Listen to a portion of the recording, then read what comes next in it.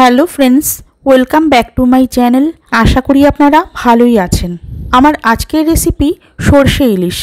এই মাছ তৈরি করতে সামান্য কিছু ঘরে থাকা উপকরণই লাগে। সঠিকভাবে বানিয়ে নিলে এর স্বাদ কোনোদিনও ভুলতে পারবেন না। এক থালা গরম ভাত কখন যে শেষ হয়ে যাবে বুঝতেই পারবেন না। আর তাছাড়া এই মাছটা বানাতে খুব একটা সময়ও লাগে না। আর বেশি দেরি না করে আপনাদেরকে রেসিপিটা শেয়ার করে দিচ্ছি।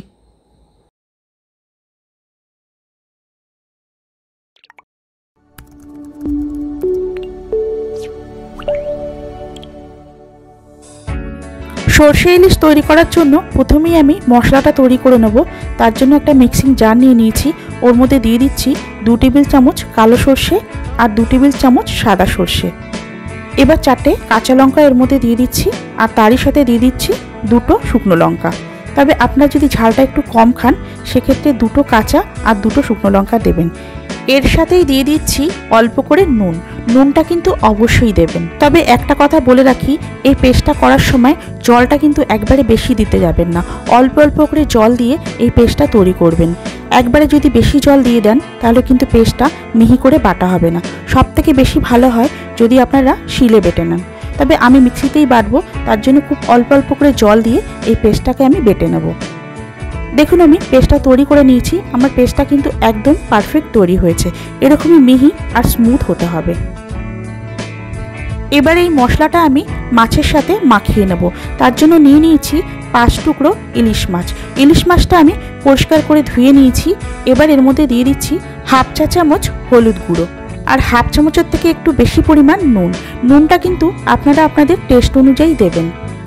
আর দিয়ে দিচ্ছি বেটে রাখা মশলার পেস্ট। এরই সাথে দিয়ে দিচ্ছি 1 টেবিল চামচ সর্ষের তেল। মশলার জারটা ধুয়ে 1/2 কাপ পরিমাণ জলও এর মধ্যে দিয়ে দিলাম। এবার সমস্ত মশলা দিয়ে মাছগুলোকে ভালো করে মাখিয়ে নিতে হবে।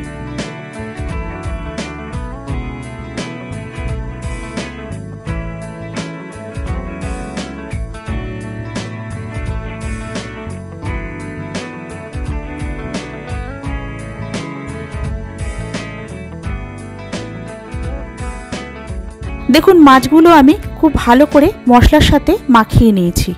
এবার এইভাবেই ঢাকা দিয়ে রেখে দেবো 20 থেকে 25 মিনিট সময়ের জন্য।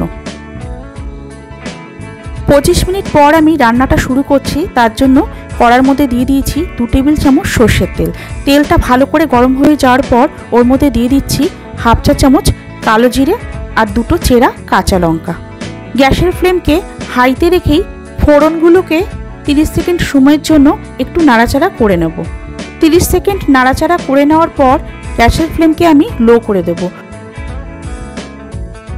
গ্যাসের ফ্লেমকে লো করে রেখেই মশলা মাখানো মাছগুলো এইভাবে একটা একটা করে ছেড়ে দিচ্ছি।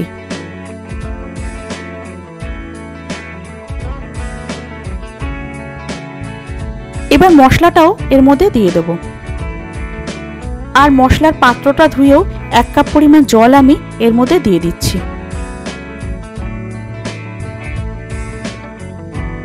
এবার জলের সাথে মশলা মাখানো মাছগুলো একবার ভালো করে খুন্তি দিয়ে মিশিয়ে নেব।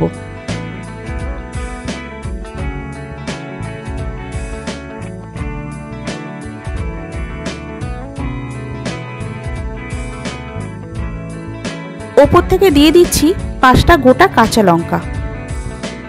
এবার গ্যাসের ফ্লেমকে মিডিয়ামে রেখে 5 মিনিটের জন্য ঢাকা দিয়ে দেব। 5 মিনিট পর আমি ঢাকাটা খুলে নিচ্ছি।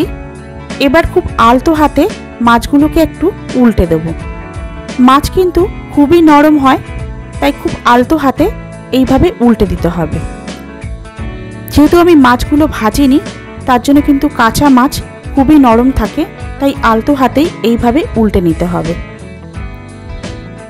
আপনারাও কিন্তু মাছগুলো উল্টানোর সময় একটু সাবধানে উল্টে নেবেন। আবারও গ্যাসের ফ্লেমকে মিডিয়ামে রেখেই 2 মিনিটের জন্য ঢাকা দিয়ে দিচ্ছি। 2 মিনিট পর আমি ঢাকাটা খুলে নিচ্ছি। এবার একটু আলতো হাতে আবারও নেড়ে নিচ্ছি।